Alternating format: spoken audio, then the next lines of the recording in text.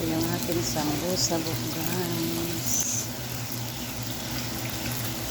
Ganito siya para lulobo siya. Yan, araw-araw ko yung ginagawa, guys. Kasi gusto ng amo ko laging fresh. Fresh daw lagi ito, guys. Ayaw niya yung mga ready-made. Yan, nagbubok na siya, guys. Done na, guys. Our sambusa-buk for today. Done na yung ating sambusa-buk.